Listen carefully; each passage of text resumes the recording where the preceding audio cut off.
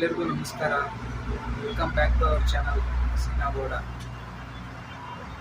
ಈ ವಿಡಿಯೋ ಮಾಡ್ತಾ ಇರೋ ಉದ್ದೇಶ ಇಷ್ಟೇ.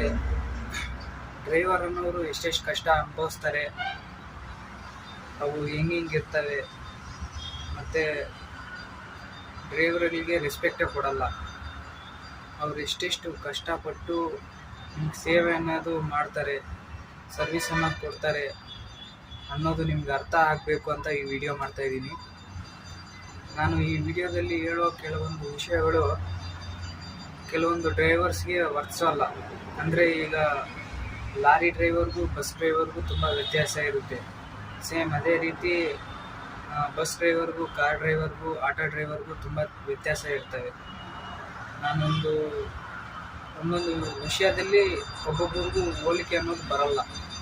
ಕೆಲವೊಂದು ವಿಚಾರದಲ್ಲಿ ಎಲ್ಲರಿಗೂ ಒಂದೇ ರೀತಿಯ ಹೋಲಿಕೆ ಅನ್ನೋದು ಇರುತ್ತೆ ಚಾಲಕನಾಗಿ.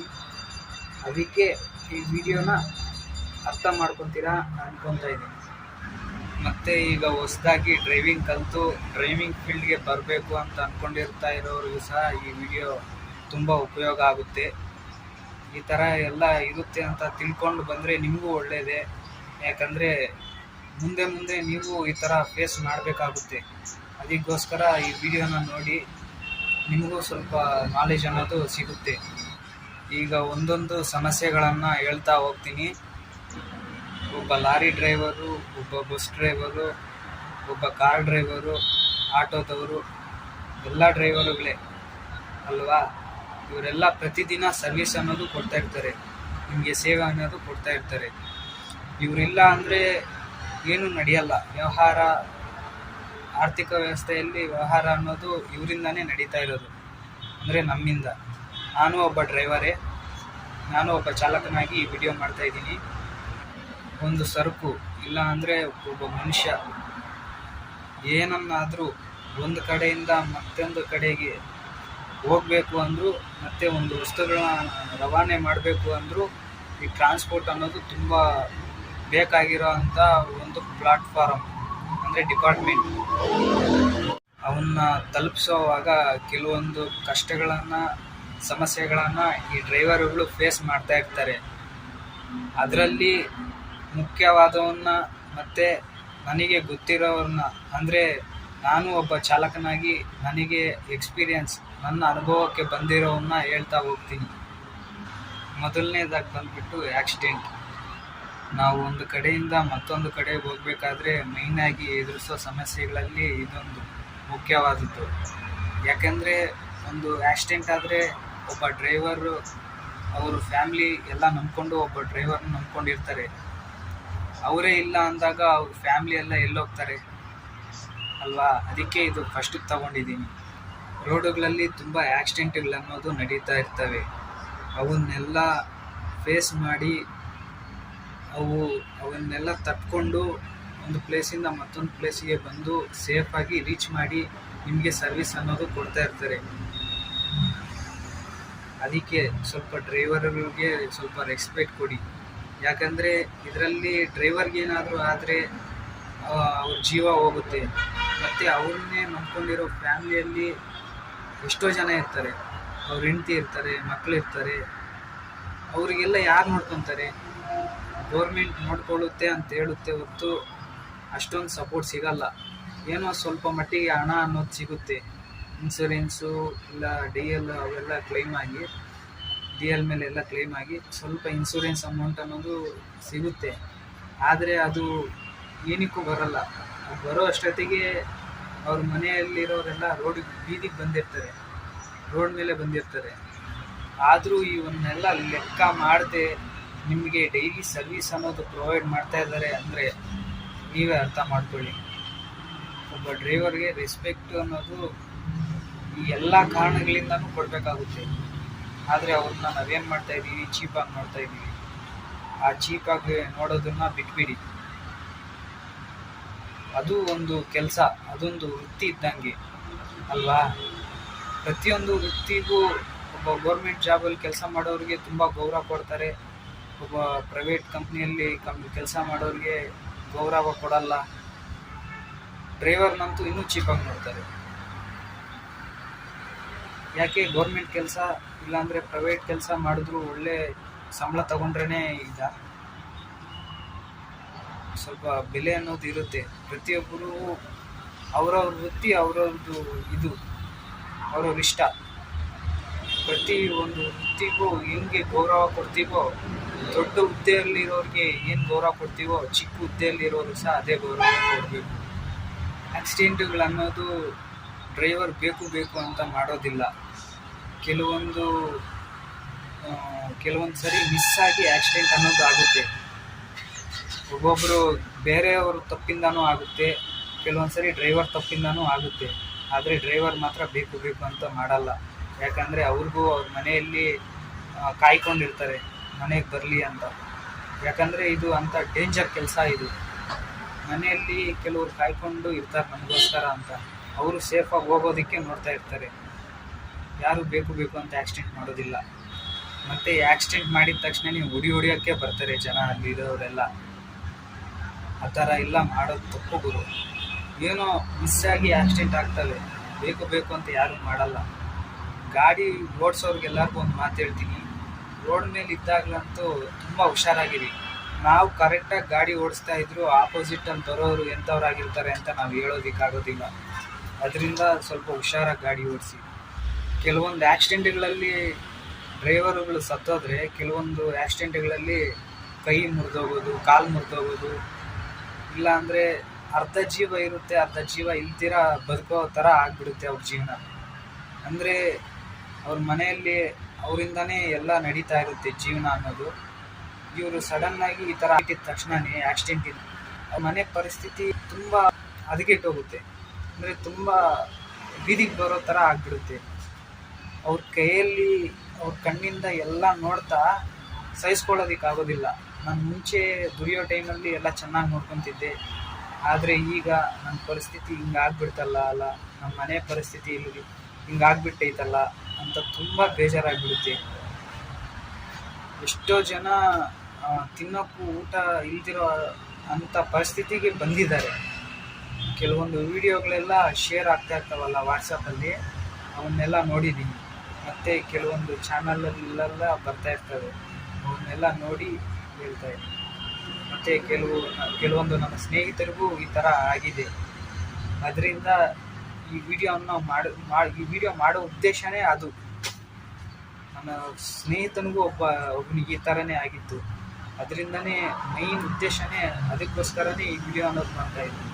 ಆ ಥರ ಯಾರಿಗೂ ಆಗಬಾರ್ದು ಅಂತ.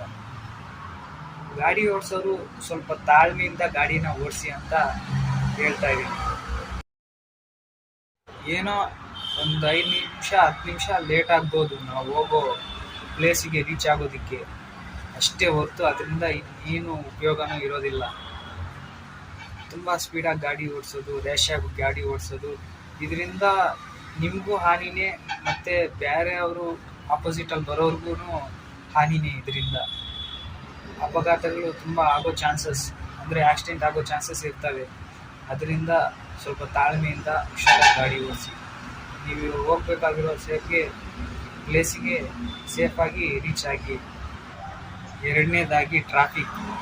ನಾವು ಸಿಟಿಗಳಲ್ಲಿ ಗಾಡಿ ಓಡಿಸ್ಬೇಕು ಅಂದರೆ ತುಂಬ ತಲೆ ಕೆಟ್ಟೋಗುತ್ತೆ. ಕೆಲವೊಂದು ಸರಿ 1 ಕಿಲೋಮೀಟರ್ ಗಾಡಿ ಓಡಿಸೋಕ್ಕೆ 3 ರಿಂದ 4 ಅವರ್ ಟೈಮ್ ಸಹ ತಗೊಂಡ್ಬಿಡುತ್ತೆ. ಅಷ್ಟು ಜಾಮ್ ಆಗಿಬಿಡ್ತವೆ, ತಲೆನೇ ಕೆಟ್ಟೋಗುತ್ತೆ. ಆ ಥರ ಜಾಮ್ ಆಗ್ತವೆ ದೊಡ್ಡ ಸಿಟಿಗಳಲ್ಲಿ. ಇನ್ನು ಚಿಕ್ಕ ಸಿಟಿಗಳಲ್ಲಂತೂ ಒಂದು 10 ಕಿಲೋಮೀಟರ್ ಹೋಗೋಕ್ಕೆ ಅರ್ಧ ಗಂಟೆ ಈ ಥರ ಟೈಮ್ ಹಿಡಿಯುತ್ತೆ. ಅದರಿಂದ ತುಂಬ ಬೇಜಾರಾಗಿಬಿಟ್ಟು ತಲೆನೇ ಕೆಟ್ಟೋಗುತ್ತೆ. ತುಂಬ ಲಾಂಗಿಂದ ಗಾಡಿ ಓಡಿಸ್ಕೊಂಡು ಬಂದಿರೋರಿಗೆ ಆ ಟ್ರಾಫಿಕಲ್ಲಿ ನಿದ್ದೆ ಮಾಡಿಬಿಡ್ತಾರೆ. ತುಂಬ ಡೇಂಜರ್ ಅಂತ ಟ್ರಾಫಿಕಲ್ಲಿ ಗಾಡಿ ಓಡಿಸೋದು. ಮತ್ತು ದೊಡ್ಡ ಗಾಡಿಗಳಿಗೆಲ್ಲ ಪಕ್ಕನೇ ಬಂದು ಟೂ ವೀಲರ್ ಅವರು ಸಮಸ್ಯೆ ಅನ್ನೋದು ತುಂಬ ಮಾಡ್ತಾರೆ. ದೊಡ್ಡ ಗಾಡಿಯಿಂದ ದೂರನೇ ಇರಿ, ಅದಕ್ಕೆ ದಾರಿ ಮಾಡಿಕೊಡಿ. ಯಾಕಂದರೆ ಎಲ್ಲ ಕಡೆನೂ ನೋಡ್ತಾ ಗಾಡಿ ಓಡಿಸೋದು ತುಂಬ ಕಷ್ಟ. ಕೆಲವೊಂದು ಬ್ಲಾಕ್ ಸ್ಪಾಟ್ಸ್ ಅಂತ ಇರ್ತವೆ, ಅದರಿಂದ ಆಕ್ಸಿಡೆಂಟ್ಗಳು ಆಗಿಬಿಡ್ತವೆ. ಅದರಿಂದ ಸ್ವಲ್ಪ ಆ ಕಡೆ ಈ ಕಡೆ ನೋಡಿಕೊಂಡು ಗಾಡಿ ಓಡಿಸಿ, ಎಲ್ಲರೂ ಸೇಫಾಗಿರಬೇಕು ಅಂತ. ಈ ಟ್ರಾಫಿಕ್ ಸಮಸ್ಯೆಯಿಂದ ಕೆಲವರು ಟೈಮಿಂಗು ರೀಚ್ ಮಾಡೋರಿಂದ ಅಂದರೆ ಈಗ ಕೆಲವೊಂದು ಟೈಮಿಂಗ್ ಮಾಲ್ ಇರ್ತವೆ, ಲಾರಿಯಲ್ಲಿ ತರಕಾರಿ ಅಂತೆ, ಹಾಲಂತೆ, ಈ ಥರ ದಿನನಿತ್ಯ ನಾವು ಬಳಸೋವಂಥ ವಸ್ತುಗಳನ್ನ ಸಾಗಾಟ ಮಾಡೋದು ಲಾರಿಗಳು ಇರ್ತವೆ. ಮತ್ತು ಬಸ್ಸುಗಳು, ಕೆಲವೊಂದು ಬಸ್ಸುಗಳು ಟೈಮಿಂಗ್ ರೀಚ್ ಆಗಬೇಕಾಗಿರುತ್ತೆ, ಕೆಲವೊಂದು ಲಾರಿಗಳೆಲ್ಲ ಟೈಮಿಂಗ್ ರೀಚ್ ಆಗಬೇಕಾಗಿರುತ್ತೆ. ಇಂಥವಕ್ಕೆಲ್ಲ ಈ ಟ್ರಾಫಿಕ್ಕಿಂದ ತುಂಬ ಸಮಸ್ಯೆ ಆಗುತ್ತೆ. ಅದರಿಂದ ಈ ಟ್ರಾಫಿಕ್ಕು ಕಂಟ್ರೋಲ್ ಮಾಡೋದಕ್ಕೆ ಕೆಲವೊಂದು ಹೊಸ ರಸ್ತೆಗಳಂತೆ, ಮೆಟ್ರೋಗಳಂತೆ ಇವೆಲ್ಲ ಮಾಡ್ತಾ ಇದ್ದಾರೆ. ಆದರೂ ಸಹ ಟ್ರಾಫಿಕ್ನ ಯಾರು ಕಂಟ್ರೋಲ್ ಮಾಡೋಕ್ಕಾಗ್ತಿಲ್ಲ. ಯಾಕಂದರೆ ಸಿಟಿಯಲ್ಲಿರೋರು ಪ್ರತಿಯೊಬ್ಬರ ಮನೆಗೂ 2-3 ಕಾರುಗಳು, ಬೈಕುಗಳು ಎಲ್ಲ ಇರ್ತವೆ. ಇವರೆಲ್ಲರೂ ಒಂದೇ ಸರಿಗೆ ರೋಡ್ಗಿಳಿತಾ ಇರ್ತಾರೆ. ಬಸ್ಸುಗಳು, ಮೆಟ್ರೋಗಳಿದ್ರೂ ಸಹ ನಮ್ಮದು ಸ್ವಂತ ಕಾರ್ ಐತಲ್ಲ, ಕಾರ್ ಇದ್ಕೊಂಡು ಆ ಪಬ್ಲಿಕ್ ಟ್ರಾನ್ಸ್ಪೋರ್ಟೇಷನ್ ಏನು ಬಳಸೋದು ಅಂತ ಬರ್ತಾ ಇರ್ತಾರೆ. ಇದರಿಂದನೇ ಸಂಜೆ ಮತ್ತು ಬೆಳಿಗ್ಗೆ ಹೊತ್ತು ಕೆಲವೊಂದು ಸರಿ ನೈಟ್ ಎಲ್ಲ ಫುಲ್ಲು ಟ್ರಾಫಿಕ್ ಆಗೋ ಚಾನ್ಸಸ್ಸು ಇರ್ತವೆ. ಅದರಿಂದ ಸ್ವಲ್ಪ ಜನ ಅಂದರೆ ದೊಡ್ಡ ವೆಹಿಕಲ್ಸ್ ಬಿಟ್ಟು ಒಬ್ಬೊಬ್ಬರು ಪ್ಯಾಸೆಂಜರ್ ಇದ್ದಾಗ ಪಬ್ಲಿಕ್ ಟ್ರಾನ್ಸ್ಪೋರ್ಟೇಷನ್ ಯೂಸ್ ಮಾಡೋದು ತುಂಬ ಒಳ್ಳೆಯದು ಅಂತ ನನ್ನ ಅಭಿಪ್ರಾಯ. ಇದರಿಂದನೂ ಸ್ವಲ್ಪ ಟ್ರಾಫಿಕ್ ಅನ್ನೋದು ಕಮ್ಮಿ ಮಾಡ್ಬೋದು. ಆದರೆ ಏನು ಮಾಡೋಣ, ತುಂಬ ಶ್ರೀಮಂತರು ಮತ್ತು ತುಂಬ ದುಡ್ಡಿರೋರು ಅಂಥವ್ರು ಎಲ್ಲ ಸಹ ಯಾರು ಮನೇಲಿ ಕಾರಿರೋರು ಅಂಥವರೆಲ್ಲ ಯಾರು ಪಬ್ಲಿಕ್ ಟ್ರಾನ್ಸ್ಪೋರ್ಟೇಷನ್ನ ಅಷ್ಟೊಂದು ಪಡಲ್ಲ. ಯಾಕಂದರೆ ಅವರ ಪಬ್ಲಿಕ್ ಟ್ರಾನ್ಸ್ಪೋರ್ಟೇಷನ್ ಬಡವ್ರಿಗೋಸ್ಕರನೇ ಐತೆ ಅಂತ ಫೀಲಿಂಗಲ್ಲಿರ್ತಾರೆ ಕೆಲವು ಜನ ಅದೇ ಫೀಲಿಂಗಲ್ಲೇ ಇರ್ತಾರೆ. ಅದರಿಂದ ಈ ಪಬ್ಲಿಕ್ ಟ್ರಾನ್ಸ್ಪೋರ್ಟೇಷನ್ ಅಷ್ಟೊಂದು ಬಳಸೋದಿಲ್ಲ. ನಂಬರ್ 3 ಅಂದರೆ 3ನೇದು, driving licence, DL. Driving licence ಇಲ್ದಿರ ಯಾರು ಗಾಡಿ ಓಡ್ಸೋಕ್ಕಂತೂ ಹೋಗಲೇಬೇಡಿ. ದೊಡ್ಡ ಗಾಡಿಗಳಲ್ಲಾದರೆ ಹೆವಿ ಲೈಸೆನ್ಸ್ ಪಕ್ಕ ಇರಲೇಬೇಕು. ಯಾಕಂದರೆ ಕೆಲವೊಂದು ಕಡೆ ಲೋಡಿಂಗಿಗೆ ಹೋದಾಗ ಒರಿಜಿನಲ್ DL ಕೇಳ್ತಾರೆ. ಅದು ಇಲ್ಲ ಅಂದರೆ ಯಾರಿಗೂ ಲೋಡ್ ಮಾಡ್ಕೊಳ್ಳೋದಕ್ಕೆ ಫ್ಯಾಕ್ಟ್ರಿ ಒಳಕ್ಕೆ ಬಿಡೋದಿಲ್ಲ. ಕೆಲವೊಂದು ಕಡೆ ಬಿಡ್ತಾರೆ, ಆದರೆ ಕೆಲವೊಂದು ಕಡೆ ಬಿಡೋದೇ ಇಲ್ಲ. ತುಂಬ ಸ್ಟ್ರಿಕ್ಟ್ ಆಗಿದೆ. ಮತ್ತು ಡ್ರೈವಿಂಗ್ ಲೈಸೆನ್ಸ್ ಇಲ್ಲ ಅಂದರೆ ಇನ್ಶೂರೆನ್ಸ್ ಅನ್ನೋದು ಕ್ಲೈಮ್ ಆಗೋದಿಲ್ಲ. ಈಗ ಕೆಲವರು ಡ್ರೈವರ್ಗಳು ಬಂದುಬಿಡ್ತಾರೆ ಫೀಲ್ಡಿಗೆ, ಡ್ರೈವಿಂಗ್ನಲ್ಲಿ ಈಗ ಲಾರಿನೋ ಬಸ್ಸು ಯಾವುದೋ ಒಂದು ಕತ್ಕೊಂಡು ಕೆಲಸ ಅನ್ನೋದು ಮಾಡ್ತಾ ಇರ್ತಾರೆ. ಸಡನ್ನಾಗಿ ಆಕ್ಸಿಡೆಂಟ್ ಆಯಿತು, ನಿಮ್ಮ ಮನೆಯವ್ರಿಗೂ ತೊಂದರೆನೇ, ನಿಮಗೂ ತೊಂದರೆನೇ, ಮತ್ತು ಆ ಗಾಡಿ ಓನರ್ಗೂ ತೊಂದರೆನೇ. ಯಾಕಂದರೆ ಇನ್ಶೂರೆನ್ಸ್ ಅನ್ನೋದು ಕ್ಲೈಮ್ ಆಗೋದಿಲ್ಲ. ಆ ಟೈಮಲ್ಲಿ ನೀವು ಆಕ್ಸಿಡೆಂಟ್ ಮಾಡಿರೋರ್ಗೂ ದುಡ್ಡು ಹೋಗೋದಿಲ್ಲ, ಮತ್ತು ಓನರ್ಗೂ ದುಡ್ಡು ಬರೋದಿಲ್ಲ. ಮತ್ತು ನಿಮ್ಮದು ಕೇಸ್ ಅನ್ನೋದು ಆಗೋ ಚಾನ್ಸಸ್ ಇರ್ತವೆ. ಕೆಲವೊಂದು ಕೇಸಸ್ ಅನ್ನೋದು ಆಗೋವಂಥ ಚಾನ್ಸಸ್ ಇರ್ತವೆ. ಆ ಕೇಸು ಏನು ನನಗೆ ಗೊತ್ತಿಲ್ಲ, ಬಟ್ ಈ ಥರ ಆಗ್ತವೆ. ಅದಕ್ಕೆ DL ಇಲ್ದಿರ ಯಾರು ಗಾಡಿ ಓಡ್ಸೋಕ್ಕಂತೂ ಬರಲೇಬೇಡಿ. ಪೊಲೀಸವರು, RTO ಅವರು ಇವೆಲ್ಲ ನಿಮಗೆ ತೊಂದರೆ ಕೊಡೋದು ಜಾಸ್ತಿ. ಮತ್ತು ಆಕ್ಸಿಡೆಂಟಿಂದನೂ ತುಂಬ ತೊಂದರೆಗಳಾಗ್ತವೆ. ಅದರಿಂದ DL ಇಲ್ದಿರ ಯಾರು ಗಾಡಿ ಓಡ್ಸೋಕ್ಕಂತೂ ಬರಲೇಬೇಡಿ. ನಂಬರ್ 4, RTO ಮತ್ತು ಪೊಲೀಸ್. ಈ RTOದವರು ಬಂದುಬಿಟ್ಟು ಓವರ್ಲೋಡು, ಹೈಟ್ ಲೋಡು ಇವಕ್ಕೆಲ್ಲ ಫೈನ್ಗಳು ಹಾಕೋದು ಜಾಸ್ತಿ. ಮತ್ತು ಕೆಲವೊಂದು ಸರಿ ಸುಮ್ಮನೆ ಲಂಚ ಇಸ್ಕೊಳ್ಳೋದು ಸಹ ಜಾಸ್ತಿ. ಹಾಗೆ DL ಇಲ್ಲ ಅಂದರೆ, ಡಾಕ್ಯುಮೆಂಟ್ಸ್ ಎಕ್ಸ್ಪೈರ್ ಆಗಿದ್ದರೆ, ಇಂಟ್ರಾಸ್ಟೇಟ್ ಹೋದಾಗ TP ಅಂದರೆ ಟ್ರಾನ್ಸ್ಫರ್ ಪರ್ಮಿಟ್, ನ್ಯಾಷನಲ್ ಪರ್ಮಿಟ್ ಇವೆಲ್ಲ ಎಕ್ಸ್ಪೈರ್ ಆಗಿದ್ದರೆ ಇವಕ್ಕೆಲ್ಲದಕ್ಕೂ ಫೈನ್ಗಳಾಗ್ತಾ ಇರ್ತಾರೆ. ಇದರಿಂದ ಡ್ರೈವರು ಮತ್ತು ಓನರ್ಗೆ ತುಂಬ ಸಮಸ್ಯೆಗಳು. ಡ್ರೈವರ್ ಹೇಳಿದ ಮಾತು ಓನರ್ ಕೇಳಲ್ಲ, ಓನರ್ ಹೇಳಿದ ಮಾತು RTOದವ್ರಿಗೆ ನಾವು ಹೇಳಿದ್ರೆ RTOದವ್ರು ಕೇಳಲ್ಲ. ಅವರಿಗೆ ಏನು ದುಡ್ಡು ಕೇಳಿರ್ತಾರೋ ಆ ಫೈನ್ ಕೊಡಲಿಲ್ಲ ಅಂದರೆ ಅವ್ರು ಸುಮ್ಮನೆ ಇರಲ್ಲ. ಮತ್ತು ಪೊಲೀಸವರು ಅಷ್ಟೇ, ರೋಡಲ್ಲಿ ಹೋಗ್ತಾಯಿದ್ರೆ ಸುಮ್ಮನೆ ವೆಹಿಕಲ್ ಚೆಕಿಂಗ್ ಅಂದರೆ ಗಾಡಿ ಚೆಕ್ ಮಾಡ್ತೀವಿ, ನಿಮ್ಮ ಗಾಡಿಯಲ್ಲಿ ಏನಾದರೂ ಬೇರೆ ಥರದ ವಸ್ತುಗಳೇನಾದರೂ ಸಾಗಾಟ ಮಾಡ್ತಾಯಿದ್ದೀರಾ ಅಂದರೆ ಮಾದಕ ವಸ್ತುಗಳು, ಡ್ರಗ್ಸ್ ಅಂತೆ, ಮತ್ತು ಯಾರನ್ನಾದರೂ ಸಾಯಿಸಿ ಏನಾದರೂ ಹಾಕ್ಕೊಂಡು ಹೋಗ್ತಾಯಿದ್ದೀರೋ, ಇಲ್ಲಾಂದರೆ ಪ್ರಾಣಿಗಳನ್ನೇನಾದರೂ ಕೊಂದು ಹಾಕ್ಕೊಂಡು ಹೋಗ್ತಾಯಿದ್ದೀರೇನೋ ಅಂತ ಇವನ್ನೆಲ್ಲ ಚೆಕ್ ಮಾಡ್ತಾರೆ. ಕೆಲವೊಂದು ಸರಿ ಸುಮ್ಮನೆ ಅವರು ಅಷ್ಟೇ ಸುಮ್ಮನೆ ಅಡ್ಡ ಹಾಕಿ ಗಾಡಿಯಲ್ಲಿ ಗಾಡಿಗೆ ಲಂಚ ಕೇಳೋದು ಇವೆಲ್ಲ ಮಾಡ್ತಾ ಇರ್ತಾರೆ. ಕೆಲವೊಂದು ವಿಡಿಯೋಗಳು ವೈರಲ್ ಆಗಿರೋದು ನೀವೇ ನೋಡಿರ್ಬೋದು. ಈ ಥರ ಎಲ್ಲ ಮಾಡ್ತಾ ಇರ್ತಾರೆ. ಸೊ ಇವನು ದೊಡ್ಡ ಸಮಸ್ಯೆಗಳಾಗ್ಬಿಟ್ಟವೆ ಡ್ರೈವರ್ಗೆ. ಮತ್ತು ಇಂಟ್ರಾ ಸ್ಟೇಟ್ಗೆ ಹೋಗ್ಬೇಕಾದ್ರೆ ಬಾರ್ಡ್ರ್ಗಳಲ್ಲೆಲ್ಲ ಇವರು RTOದವರೆಲ್ಲ ಇರ್ತಾರೆ. ಇವ್ರನ್ನೆಲ್ಲ ಫೇಸ್ ಮಾಡಬೇಕು. ಇವನ್ನೆಲ್ಲ ಫೇಸ್ ಮಾಡಿಕೊಂಡೇ ನಾವು ಟ್ರಾವೆಲ್ ಅನ್ನೋದು ಮಾಡಬೇಕಾಗುತ್ತೆ. ನಮ್ಮ ರಾಜ್ಯಗಳಲ್ಲಾದರೆ ಪರವಾಗಿಲ್ಲ. ನಾವು ಯಾವಾಗ ಬೇರೆ ರಾಜ್ಯಕ್ಕೆ ಹೋಗ್ತೀವೋ ಅಲ್ಲಂತೂ ತುಂಬ ಸ್ಟ್ರಿಕ್ಟ್ ಆಗಿರ್ತಾರೆ. ಮತ್ತು ಅವರು ಹೇಳ್ದಂಗೆ ಗಾಡಿ ಓಡಿಸ್ಬೇಕು. ಅಲ್ಲೆಲ್ಲ ತುಂಬ ಸ್ಟ್ರಿಕ್ಟ್ ರೂಲ್ಸ್ ಇರ್ತವೆ. ಅಂದರೆ 3 ಲೈನ್ ರೋಡಲ್ಲಿ ಲಾರಿಗಳೆಲ್ಲ ಲೆಫ್ಟಲ್ಲೇ ಹೋಗಬೇಕು ಅಂದರೆ ಲೆಫ್ಟಲ್ಲೇ ಹೋಗಬೇಕು. ಓವರ್ಟೇಕ್ ಮಾಡಬೇಕು ಅಂದಾಗ ಮಾತ್ರ ಸೆಂಟ್ರಲ್ ಲೈನ್ಗೆ ಬರ್ಬೋದು. ಮತ್ತು ಫಸ್ಟ್ ಲೈನ್ಗೆ ಹೋಗಲೇಬಾರ್ದು ಅಂದರೆ ಹೋಗಲೇಬಾರ್ದು. ಅವಕ್ಕೆಲ್ಲ ತುಂಬ ಫೈನ್ಗಳು ಅನ್ನೋದು ಇಟ್ಟಿರ್ತಾರೆ. ಮತ್ತು DL ಇಲ್ಲ ಅಂದರು, ಇನ್ಶೂರೆನ್ಸು, ಟ್ಯಾಕ್ಸು ಇವೆಲ್ಲ ಡಾಕ್ಯುಮೆಂಟ್ಸ್ ಎಲ್ಲ ಕ್ಲೀನಾಗಿ ಮೇಂಟೈನ್ ಮಾಡಲಿಲ್ಲ ಅಂದರು. ಇವಕ್ಕೆಲ್ಲ ತುಂಬ ಫೈನ್ಗಳು ಅನ್ನೋದು ಇನ್ನೂ ಜಾಸ್ತಿ. ಇಂಟ್ರಾ ಸ್ಟೇಟ್ಗೆ ಹೋದರೆ ತುಂಬ ಕಾಟ ಕೊಡೋದೆಲ್ಲ ಜಾಸ್ತಿ. ಅದಕ್ಕೆ ಬೇರೆ ರಾಜ್ಯಕ್ಕೆ, ಹೊರ ರಾಜ್ಯಕ್ಕೆ ಯಾರ್ಯಾರು ಹೋಗ್ತೀರಾ ಅವರೆಲ್ಲ ಸ್ವಲ್ಪ ಹುಷಾರಾಗಿ ಹೋಗಿ ಬಂದರೆ ಸಾಕು. ಇವರೆಲ್ಲ ನಮ್ಮ ಬೇರೆ ರಾಜ್ಯದ್ದು ಗಾಡಿಗಳೆಲ್ಲ ನೋಡಿಬಿಟ್ರೆ ನೋಡಿಬಿಟ್ಟಿದ ತಕ್ಷಣವೇ ಸೈಡ್ಗೆ ಹಾಕ್ಸ್ಬಿಟ್ಟು ದೊಡ್ಡದಾಗೆ ಫೈನ್ಗಳಾಗ್ತಾರೆ. ಅದಕ್ಕೋಸ್ಕರ ಹೇಳ್ತಾ ಇದ್ದೀನಿ, ನಮ್ಮ ಕಾರುಗಳು ಅಂಥವಕ್ಕೆ ದೊಡ್ಡ ರೂಲ್ಸು ವರ್ತಿಸೋದಿಲ್ಲ. ದೊಡ್ಡ ಲಾರಿ, ಬಸ್ಸು ಇಂಥವಕ್ಕೆ ಮಾತ್ರನೇ ವರ್ತಿಸುತ್ತೆ. ನಂಬರ್ 5 ಟೋಲ್ ಅವ್ರದ್ದು ಏನು ಸಮಸ್ಯೆ ಗುರು ಅಂತ ನೀವು ನಮಗೆ ಕೇಳ್ಬೋದು. ಯಾಕಂದರೆ ಟೋಲಲ್ಲಿ ದುಡ್ಡು ಕೊಟ್ಟಿದ ತಕ್ಷಣ ಬಿಟ್ಬಿಡ್ತಾರಲ್ಲ ಅಂತ.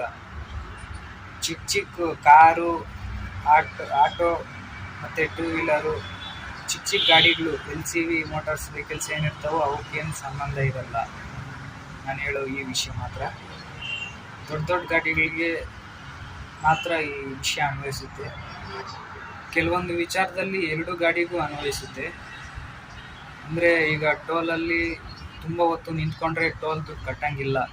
ಆದರೆ ಅವರು ಟೋಲ್ ದುಡ್ಡು ಕಟ್ಸ್ಕೊಂಡೇ ಬಿಡ್ತಾರೆ. ಅಂಥ ವಿಚಾರದಲ್ಲೆಲ್ಲ ಚಿಕ್ಕ ಗಾಡಿಗೂ ಈ ವಿಷಯಗಳೆಲ್ಲ ಅನ್ವಯಿಸುತ್ತೆ.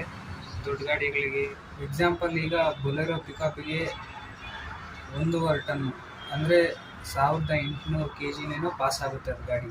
ಕೆಪಾಸಿಟಿ ಅಷ್ಟು ಲೋಡ್ ಮಾತ್ರನೇ ಹಾಕ್ಕೊಂಡು, ಅಷ್ಟು ತೂಕ ಇರೋವಂಥ ಲೋಡ್ ಮಾತ್ರನೇ ಹಾಕ್ಕೊಂಡು ಗಾಡಿನ ರೋಡ್ ಮೇಲೆ ತೊಗೊಂಡು ಬರಬೇಕು. ಅದರ ಮೇಲೆ 100 kg ಜಾಸ್ತಿ ಆದರೂ ಅವ್ರು ಟೋಲಲ್ಲಿ ನೀವು ಟೋಲ್ ಪಾಸ್ ಮಾಡಬೇಕಾದ್ರೆ ನಿಮ್ಮದು ಓವರ್ಲೋಡ್ ಐತೆ, ಅದಕ್ಕೆ ಫೈನ್ ಕಟ್ಟಿರಿ ಅಂತ ಕೇಳ್ತಾರೆ. ಅದಕ್ಕೆ 100 ರೂಪಾಯೋ 150 ರೂಪಾಯಿ ಇಸ್ಕೊಂಡು ಬಿಡ್ತಾರೆ. ಇಲ್ಲಾಂದರೆ ಬಿಡೋದೇ ಇಲ್ಲ. ಒಂದು 100 kg ಜಾಸ್ತಿ ಆದರೂ ಓವರ್ಲೋಡ್ ಅಂದ್ಬಿಡ್ತಾರೆ. ಅಂದರೆ ಎಲ್ಲ ಮೆಟೀರಿಯಲ್ಲು ಒಂದೇ ಥರ ಇರುತ್ತಾ? ಒಂದು 100 kg 300 kg ಬರೋದು, ಹೆಚ್ಚು ಕಮ್ಮಿ ಆಗೋದು ಅದು ಮಾಮೂಲಿ ವಿಷಯ. ಆದರೆ ಇವ್ರು ಮಾತ್ರ ಇಂಥ ಸ್ವಲ್ಪ ಆ ಗಾಡಿಗೆ ಏನು ಪಾಸಿಂಗ್ ಇರುತ್ತೋ ಆ ಪಾಸಿಂಗ್ಗಿಂತ ಜಾಸ್ತಿ ಇದ್ದರೆ ಬಿಡೋದೇ ಇಲ್ಲ. ಅದಕ್ಕೆ ಪೆನಾಲ್ಟಿ ಅನ್ನೋದನ್ನು ಕಟ್ಸ್ಕೊತಾರೆ. ಅದಕ್ಕೋಸ್ಕರ ಕೆಲವೊಂದು ಡ್ರೈವರ್ಗಳು ಅವ್ರ ಜೊತೆ ಎಲ್ಲ ಜಗಳ ಅನ್ನೋದು ಆಡ್ತಾ ಇರ್ತಾರೆ. ದೊಡ್ಡ ಗಾಡಿ ವಿಚಾರಕ್ಕೆ ಬಂದಾಗ 10 ಟನ್ ಇರೋ ಗಾಡಿಗೆ 11 ಟನ್ ಹಾಕಿದಾಗ, 12 ಟನ್ ಹಾಕಿದಾಗ ಇವರು ಈ ಥರ ಎಲ್ಲ ಮಾಡ್ತಾ ಇರ್ತಾರೆ. ಆ ಗಾಡಿಗೆ ಏನು ಪಾಸಿಂಗ್ ಇರುತ್ತೋ ಅಷ್ಟೇ ಹಾಕಬೇಕು.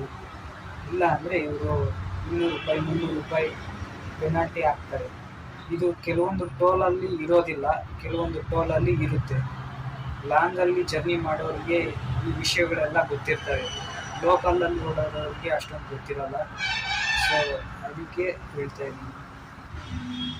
ಟೋಲಲ್ಲಿ ಹೆಂಗೆ ಗೊತ್ತಾಗುತ್ತೆ ಅಂತ ನೀವು ಕೇಳ್ಬೋದು. ಟೋಲಲ್ಲಿ ನೀವು ಗಾಡಿ ಏನು ನಿಲ್ಲಿಸ್ತೀರಾ ಫಾಸ್ಟ್ಯಾಗ್ ಹತ್ರ ಸ್ಕ್ಯಾನರ್ ಇರುತ್ತಲ್ಲ, ಅಲ್ಲೇ ವೇ ಬ್ರಿಡ್ಜ್ ಅನ್ನೋದು ಕಟ್ಟಿರ್ತಾರೆ ಮುಂಚೆನೇ. ಮತ್ತು ಅಲ್ಲಿ ಮುಂದೆ ಹೋಗಿ ಅಲ್ಲಿ ಕಾಟನೂ ಇರುತ್ತೆ.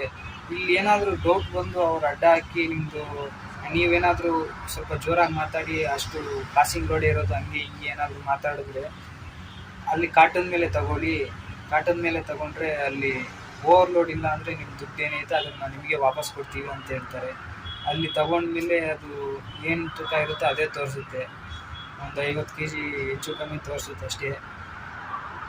ಈ ಥರ ಎಲ್ಲ ಮಾಡ್ತಾರೆ. ಅದರಿಂದ ಈ ಫಾಸ್ಟ್ಯಾಗು ಈ ಟೋಲಿಂದನೂ ಸಮಸ್ಯೆ ಅಂತ ಹೇಳ್ತಾ ಇರೋದು. ಕಾರವ್ರಿಗೆ ಮತ್ತು ಚಿಕ್ಕ ಗಾಡಿಗಳೇನಿರ್ತವೆ ಅವಕ್ಕೆಲ್ಲ ನಾನು ಹೇಳಿರೋ ಈ ವಿಷಯ ವರ್ತಿಸೋದಿಲ್ಲ. Number 6 timing. ಕೆಲವೊಂದು ಲಾರಿಗಳಲ್ಲಿ ತರಕಾರಿ, ಹಾಲು ಇವೆಲ್ಲ ತುಂಬಿದಾಗ ಟೈಮಿಂಗ್ ಹಂಗೆ ರೀಚ್ ಆಗಬೇಕು ಅಂತಿರುತ್ತೆ.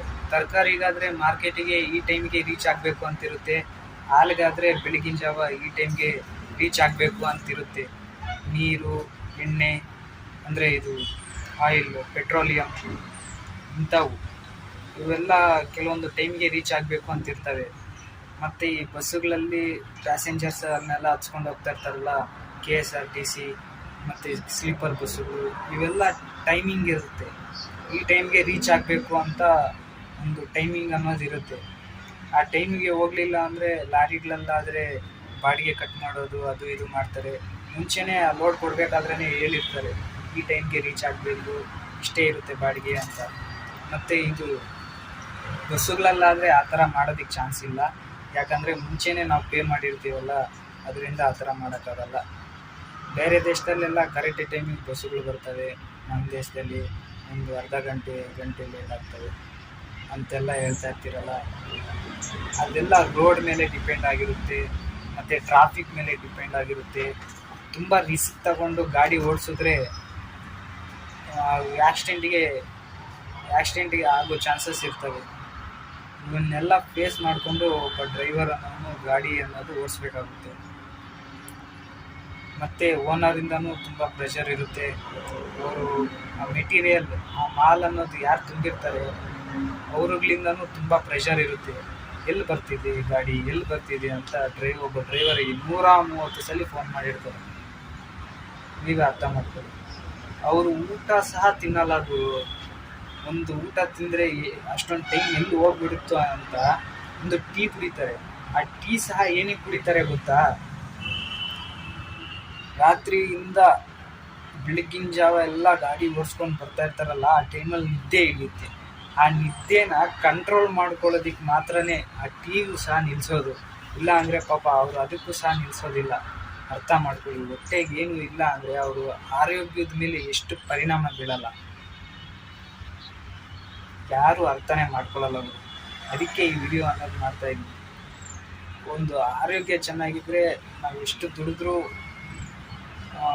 ಆರೋಗ್ಯನ ತಗೊಳಕ್ಕಾಗಲ್ಲ ಅಂತಿರಲ್ಲ, ಆ ಥರ ಆರೋಗ್ಯ ಒಂದು ಚೆನ್ನಾಗಿದ್ದರೆ ನಾವು ಅಂಥ ದುಡ್ಡನ್ನ ಎಷ್ಟು ಬೇಕಾದರೂ ಸಂಪಾದನೆ ಮಾಡ್ಬೋದು. ಅದಕ್ಕೆ ಕೆಲವರು ಡ್ರೈವರ್ಗಳು ಏನು ಮಾಡ್ತಾರೆ, ಊಟ ತಿನ್ನೋಕ್ಕಾಗಲ್ಲ ಅಂತ ಹೇಳ್ಬಿಟ್ಟು ಕೆಲವೊಂದು ಫ್ರೂಟ್ಸ್ ಅಂತೆ ಬೇರೆ ಥರದ ಐಟಮ್ ಎಲ್ಲ ಗಾಡಿಯಲ್ಲಿ ಇಟ್ಕೊಂಡಿರ್ತಾರೆ ಟೈಮಿಂಗ್ ಮಾಡಿ ತುಂಬಿದಾಗ. ಆ ಟೈಮಿಂಗ್ಸ್ ಇದ್ದಾಗ ಆ ಟೈಮ್ಗೆ ರೀಚ್ ಆಗಬೇಕಾಗಿರುತ್ತೆ. ಸ್ವಲ್ಪ ಗಾಡಿನ ಸ್ಪೀಡಾಗಿ ಓಡಿಸ್ಬೇಕಾಗುತ್ತೆ. ಅಂಥ ಟೈಮಲ್ಲಿ ಆ ಲಾರಿ ಅವ್ನು ನೋಡಿ ಏನು ಸ್ಪೀಡಾಗಿ ಗಾಡಿ ಓಡಿಸ್ತಾ ಇದ್ದೀನಿ, ನನಗೆ ಏನಿಷ್ಟು ಗಾಂಚಲಿ, ಲಾರಿಯವರಿಗೆ ಜವಾಬ್ದಾರಿ ಅನ್ನೋದೇ ಇಲ್ಲ, ಆಕ್ಸಿಡೆಂಟ್ಗಳು ಮಾಡ್ತಾರೆ, ಹಂಗೆ ಹಿಂಗೆ ಅಂತ ಏನೇನೋ ಹೇಳ್ತಾರೆ. ಅವ್ರವ್ರ ಕಷ್ಟ ಅವ್ರಿಗೆ ಗೊತ್ತು. ನಂಬರ್ 7 ರೋಡ್ ಚೆನ್ನಾಗಿದ್ದರೆ ಎಂಥ ಮೆಟೀರಿಯಲ್ ಆದರೂ ಇರಲಿ ಸ್ವಲ್ಪ ಬೇಗ ರೀಚ್ ಮಾಡ್ಬೋದು. ಒಂದು ರೋಡ್ ಹೇಳ್ತೀನಿ, ಕೊಡೈಕೆನಾಲಿಂದ ಬೆಂಗಳೂರಿಗೆ, ಕಳಸಿಪಾಳ್ಯ ಮಾರ್ಕೆಟಿಗೆ ನಾವು ಬಟಾಣಿ ಲೋಡ್ ಮಾಡಿದ್ದಾಗ ಅಲ್ಲಿಂದ 120 ಕಿಲೋಮೀಟ್ರ್ ಬರೀ ಘಾಟ್ ರೋಡ್ ಇದೆ. ಆ ಘಾಟ್ ರೋಡು 130 ಕಿಲೋಮೀಟ್ರ್ ಇಳಿಸೋಕ್ಕೆ 3 ರಿಂದ 4 ಅವರ್ ಟೈಮ್ ತಗೊಳುತ್ತೆ. ಅದೇ ಆ 130 ಕಿಲೋಮೀಟ್ರ್ ಬಿಟ್ಟು ಮಿಕ್ಕಿದ್ದು 500 ಚಿಲ್ಲರೆ ಇದೆ. 500 ಕಿಲೋಮೀಟ್ರ್ ಅಂದ್ಕೊಳ್ಳಿ. 500 ಕಿಲೋಮೀಟ್ರ್ ಬರೋದಕ್ಕೆ ಬರೀ 5 ರಿಂದ 6 ಅವರ್ ಬೇಕಾಗುತ್ತೆ. ಅಂದರೆ ನೀವೇ ಅರ್ಥ ಮಾಡ್ಕೊಳ್ಳಿ, ರೋಡು ಎಷ್ಟು ಚೆನ್ನಾಗಿರುತ್ತೋ ಅಷ್ಟು ಚೆನ್ನಾಗಿ ರೀಚ್ ಆಗ್ಬೋದು. ಕೊಡೈಕೆನಾಲಲ್ಲಿ ಫುಲ್ ಘಾಟ್ ರೋಡ್ ಇರೋದು. ಮತ್ತು ಆ ಘಾಟ್ ಇಳಿದ ತಕ್ಷಣವೇ ಅಲ್ಲಿಂದ ಹಿಡಿದು ದಿಂಡಿಗಲ್ ಹತ್ತತ್ರ ಅಂದ್ಕೊಳ್ಳಿ. ದಿಂಡಿಗಲ್ಲಿಂದ ಬೆಂಗಳೂರು ತನಕ ಫುಲ್ ಹೈವೇ, ಸೂಪರಾಗಿರೋ ಹೈವೇ. ಆ ಹೈವೇ ಇರೋದಕ್ಕೇ ಅಷ್ಟು ಬೇಗ ರೀಚ್ ಆಗೋದಕ್ಕಾಗಿತ್ತು. ಗುಣಿ ರೋಡುಗಳು ಹಂಗೆ ಹಿಂಗೆ ಆದರೂ 2 ದಿನ ಅಲ್ಲ 3 ದಿನ ಆದರೂ ಹೋಗೋದು ಕಷ್ಟ ಆಗಿಬಿಡುತ್ತೆ. ಮತ್ತು ಟ್ರಾನ್ಸ್ಪೋರ್ಟ್ ಡಿಪಾರ್ಟ್ಮೆಂಟಲ್ಲಿ ಗಾಡಿ ಓಡಿಸೋದೇ ಕಷ್ಟ ಆಗಿಬಿಡುತ್ತೆ. ಯಾಕಂದರೆ ಅಂಥ ರೋಡುಗಳಲ್ಲಿ ಬರೀ 1-2 ಗೇರಲ್ಲಿ ಓಡಿಸ್ತಾ ಇದ್ದರೆ ಡೀಸೆಲ್ ಎಲ್ಲ ಕುಡಿದು ಗಾಡಿ ಅಲ್ಲೇ ನಿಂತ್ಕೊಬಿಡುತ್ತೆ ಹೊರತು ಅವ್ರು ಕೊಟ್ಟಿರೋ ಬಾಡಿಗೆ, ಆ ಬಾಡಿಗೆ ಮೀರಿ ದಾಟಾಗುತ್ತೆ. ನಮ್ಮ ಕೈಯಿಂದನೇ ಹಾಕ್ಬೇಕಾಗುತ್ತೆ ದುಡ್ಡೆಲ್ಲ, ನಮ್ಮ ಕೈಯಿಂದನೇ ಹಾಕ್ಬೇಕಾಗುತ್ತೆ ದುಡ್ಡೆಲ್ಲ. ಹಂಗೆಲ್ಲ ಆಗಿಬಿಟ್ರೆ ಅದಕ್ಕೆ ನಾವು ಟ್ರಾನ್ಸ್ಪೋರ್ಟೇಷನ್ನಲ್ಲಿ ರೋಡ್ ಕೂಡ ತುಂಬ ಇಂಪಾರ್ಟೆಂಟ್ ರೋಲ್ ಅನ್ನೋದು ಪ್ಲೇ ಮಾಡುತ್ತೆ. ಕೆಲವೊಂದು ಕಡೆ ರೋಡೇ ಚೆನ್ನಾಗಿರಲ್ಲ, ಫುಲ್ ಸಿಂಗಲ್ ರೋಡ್ಗಳಿರ್ತವೆ, ಘಾಟ್ ರೋಡ್ಗಳಿರ್ತವೆ. ಅಂಥ ರೋಡ್ಗಳಲ್ಲೆಲ್ಲ ಟೈಮ್ ಪಿಕಪ್ ಮಾಡೋಕ್ಕಾಗಲ್ಲ, ಟೈಮ್ ಎಲ್ಲ ತಿನ್ನುತ್ತೆ. ಕೆಲವರು ಹೆಂಗೆ ಬೇಕೋ ಹಂಗೆ ನಿಲ್ಬೋದು, ಆ ರೋಡ್ಗಳಲ್ಲೂ ಆಕ್ಸಿಡೆಂಟ್ ಆಗೋ ಥರ ಮಾಡ್ತಾರೆ. ಘಾಟ್ ರೋಡಲ್ಲಿ ಕೆಲವೊಂದು ಸರಿ ಬ್ರೇಕ್ ಫೇಲ್ ಆಗಿ ಆಕ್ಸಿಡೆಂಟ್ಗಳಾಗ್ತಾ ಇರ್ತವೆ. ಮತ್ತು ಕೆಲವೊಂದು ಸರಿ ಟೈಮ್ಸು ರೀಚ್ ಮಾಡಬೇಕು ಅಂತ ಘಾಟ್ ರೋಡ್ಗಳಲ್ಲಿ ಆಕ್ಸಿಡೆಂಟ್ಗಳಾಗ್ತಾ ಇರ್ತವೆ. ದೊಡ್ಡ ದೊಡ್ಡ ಗಾಡಿಗಳು, ಚಿಕ್ಕ ಗಾಡಿಗಳು, ಇವೆಲ್ಲ ಆಕ್ಸಿಡೆಂಟ್ಗಳು ಆಗ್ತಾ ಇರ್ತವೆ. ಮೈನ್ ಪ್ರಾಬ್ಲಮ್ ರೋಡು ಸಹ ತುಂಬ ಚೆನ್ನಾಗಿದ್ರೇ ಎಲ್ಲದಕ್ಕೂ ಅನುಕೂಲ ಆಗಿರುತ್ತೆ. ಟ್ರಾನ್ಸ್ಪೋರ್ಟೇಷನ್ ಈಸಿ ಆದರೆ ಮಿಕ್ಕಿರೋದೆಲ್ಲ ಅನುಕೂಲ ಆದಂಗೆ ಲೆಕ್ಕ. Number 8 diesel. ನಾವು ಒಂದು ಕಡೆಯಿಂದ ಇನ್ನೊಂದು ಕಡೆ ಹೋಗ್ಬೇಕಂದ್ರೆ ಡೀಸೆಲ್ ಇದ್ರೇ, ಇಲ್ಲಾಂದರೆ ಪೆಟ್ರೋಲ್ ಇದ್ರೇ ಹೋಗೋದಕ್ಕಾಗೋದು. ಈಗ ಗ್ಯಾಸ್ ಗಾಡಿಗಳು ಸಹ ಬಂದಿದ್ದಾವೆ, ಅದಿದ್ರೇ ಹೋಗೋದಕ್ಕಾಗೋದು. ಅಂಥದ್ದು ಕೆಲವೊಂದು ಸರಿ ಏನಾಗುತ್ತೆ, ತುಂಬ ಲಾಂಗ್ ಹೋಗ್ತಾ ಇರ್ತಾರೆ ಕೆಲವರು ಒಂದು ಕಡೆಯಿಂದ ಇನ್ನೊಂದು ಕಡೆ. ಕೆಲವೊಂದು ಹತ್ರ ಸೈಡ್ಗೆ ಹಾಕಿ ತುಂಬ ನಿದ್ದೆ ಬಂದುಬಿಡುತ್ತೆ, ಸೈಡ್ಗೆ ಹಾಕಿ ಮಲ್ಕೊಂಡಿರ್ತಾರೆ. ಅಂಥ ಹತ್ರ ಕಳ್ತನ ಆಗಿಬಿಡುತ್ತೆ, ಡೀಸೆಲ್ ಕಳ್ತನ ಆಗೋಗುತ್ತೆ. ಆವಾಗ ಆ ಪೂರ್ತಿ ರೆಸ್ಪಾನ್ಸಿಬಿಲಿಟಿ ಎಲ್ಲ ಡ್ರೈವರ್ ತಗೋಬೇಕಾಗುತ್ತೆ. ಡ್ರೈವರ್ ಮೇಲೇ ಹಾಕೋದು ಅವರು ಓನರ್ಗಳು. ನಿಮ್ಮ ಸಂಬಳದಲ್ಲೇ ಮುರಿತೀವಿ ಅಂತಾರೆ. ಏನು ಗುರು, ಕಷ್ಟಪಟ್ಟು ದುಡಿಯೋಕ್ಕೆ ಅಂತ ಬಂದರೆ ಡ್ರೈವರ್ ಮೇಲೇ ಹಾಕ್ತಿರಲ್ಲ ಗುರು. ಕೊನೆಗೆ ನಿಯತ್ತಾಗಿ ದುಡ್ಕೊಂಡು ತಿನ್ನೋರ್ನೂ ಬಿಡಲ್ಲ ಕಳ್ಳರು. ಹಂಗೆ ಇತ್ತು ನೋಡ್ರಿ ಕಾಲ. ಅದು ಬೇರೆ ಎಲ್ಲಿಂದನೋ ಎಲ್ಲೆಲ್ಲಿಗೋ ಓಡಾಡಿಕೊಂಡು ನಿದ್ದೆ ಇಲ್ದಿರ ಪಾಪ ನಮ್ಮ ಸೈಡ್ ಹೊಟ್ಟೆ ಪಾಡಿಗಾಗಿ ಸೈಡ್ಗೆ ಹಾಕಿ ಮಲ್ಕೊಂಡಿರ್ತಾನೆ ಗುರು. ಅಂಥ ಒಂದು ಗಾಡಿಯಲ್ಲಿ ಹೋಗಿ ಡೀಸೆಲ್ ಕದಿಯೋಕ್ಕೆ ಹೆಂಗಂತ ಮನಸ್ಸು ಬರುತ್ತೆ. ಮತ್ತು ಕೆಲವೊಂದು ಇದರಲ್ಲೆಲ್ಲ ಅದರಷ್ಟಕ್ಕೆ ಅದೇ ಡೀಸೆಲ್ ಲೀಕ್ ಆಗೋಗಿರುತ್ತೆ. ಮತ್ತು ಬಂಕ್ಗಳಲ್ಲೆಲ್ಲ ಡೀಸೆಲ್ ಮೋಸ ಮಾಡ್ತಾರೆ, 1000-2000 ಹಂಗೆ ಆ ಥರ ಎಲ್ಲ ಮಾಡ್ತಾ ಇರ್ತಾರೆ. ನಮ್ಮ ವೀಡಿಯೋಸು ಮುಂದೆ ಮಾಡೋ ವೀಡಿಯೋಸಲ್ಲೆಲ್ಲ ನೋಡ್ಬೋದು ನೀವು. ಈ ಥರ ಎಲ್ಲ ಹಿಂಗೆ ಮಾಡ್ತಾರೆ, ಎಲ್ಲ ಕ್ಲೀನಾಗಿ ವಿಡಿಯೋ ಮುಖಾಂತರನೇ ತೋರಿಸ್ತೀನಿ.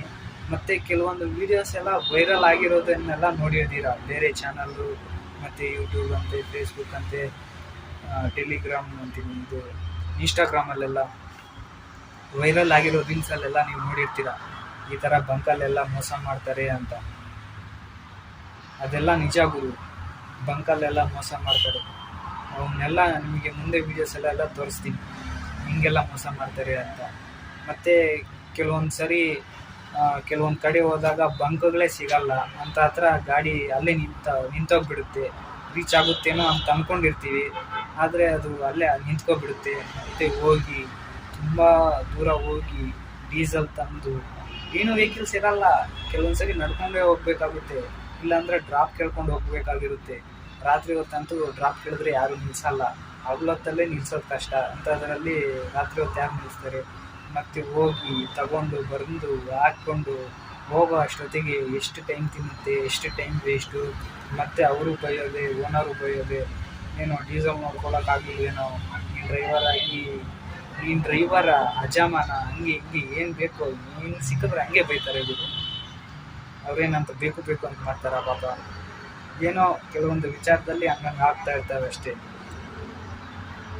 ಸ್ವಲ್ಪ ಅರ್ಥ ಮಾಡ್ಕೋಬೇಕು. ನಂಬರ್ 9 ಕಳ್ತನ.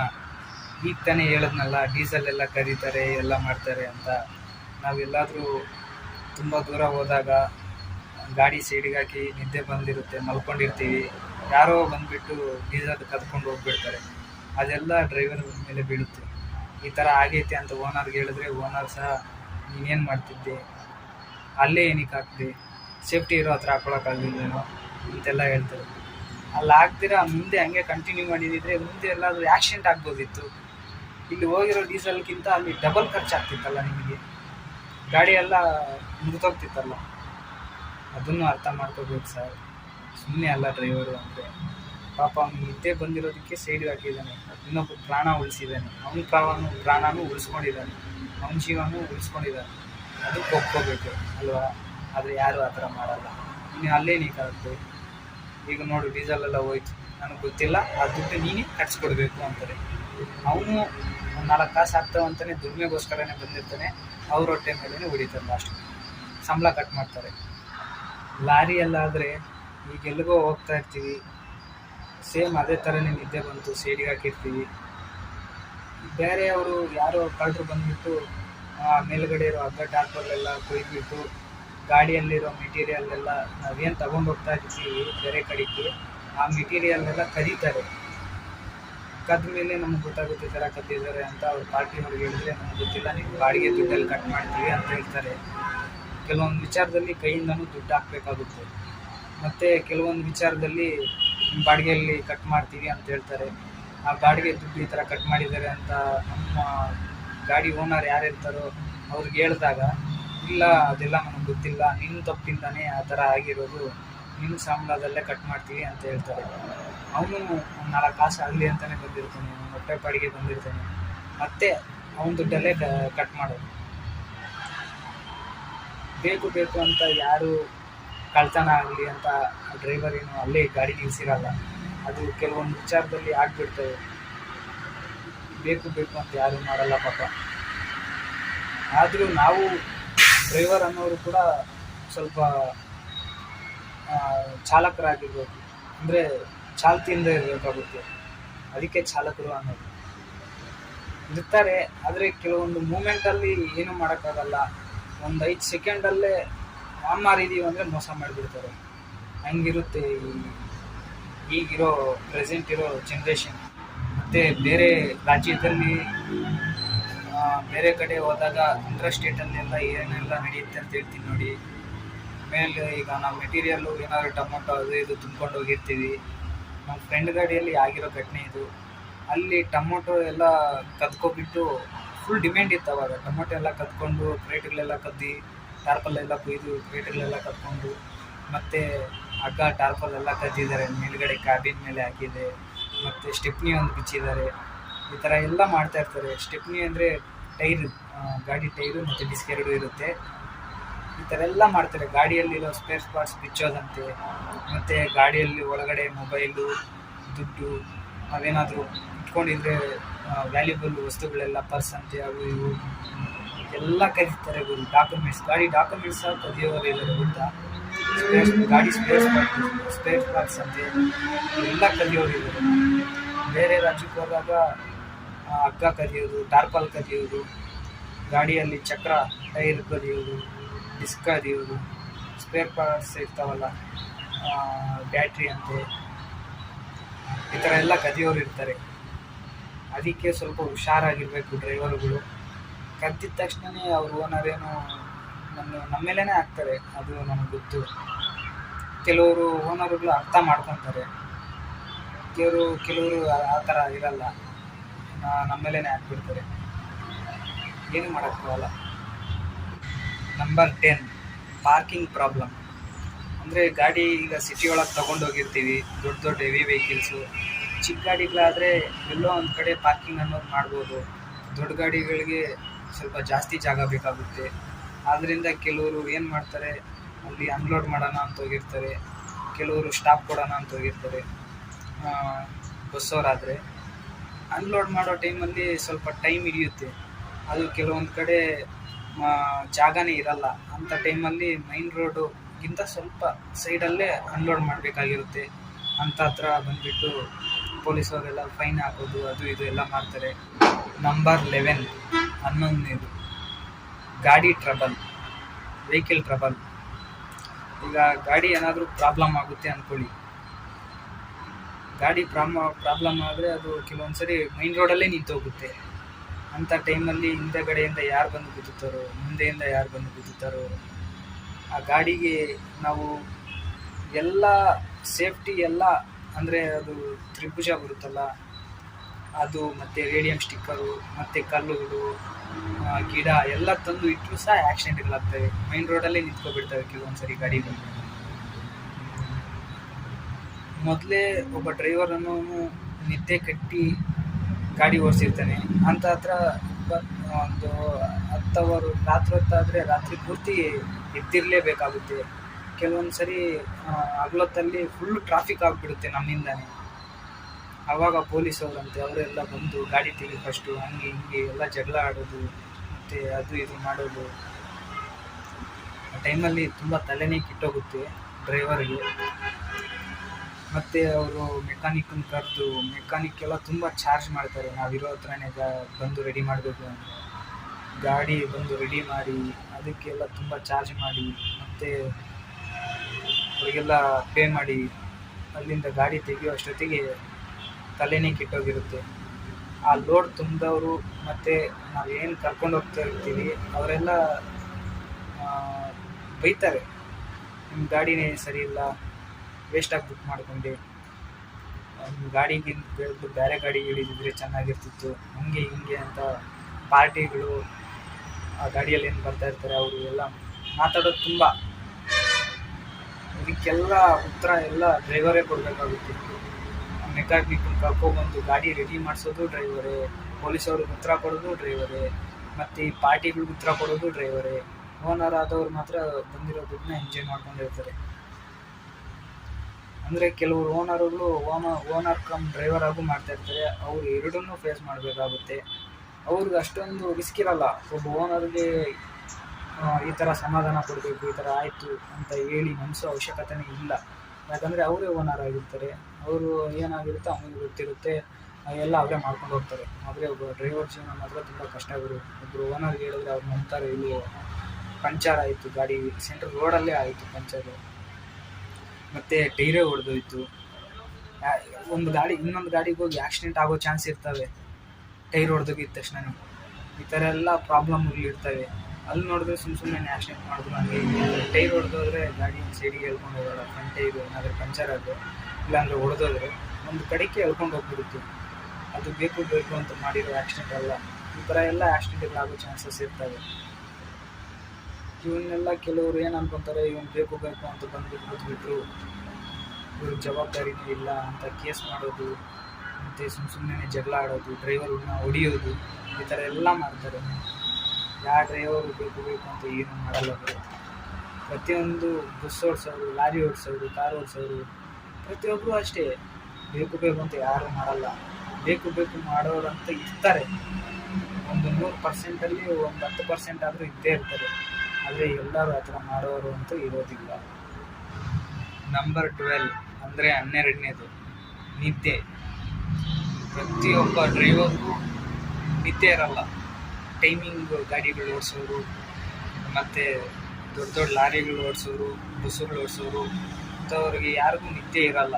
ನಿದ್ದೆ ಕಟ್ಟಿ ಓಡಿಸ್ತಾ ಇರ್ತಾರೆ. ತುಂಬ ಲಾಂಗ್ ಹೋಗೋ ಅಂಥವ್ರು ಕೆಲವೊಂದು ಸರಿ ಕ್ಲೀನಾಗಿ ನಿದ್ದೆ ಮಾಡ್ತೀರಾ ಗಾಡಿ ಓಡಿಸಿರೋದ್ರಿಂದ ತುಂಬ ಆಕ್ಸಿಡೆಂಟ್ಗಳಾಗಿರೋದು ಸಹ ನಾನು ನೋಡಿದ್ದೀನಿ.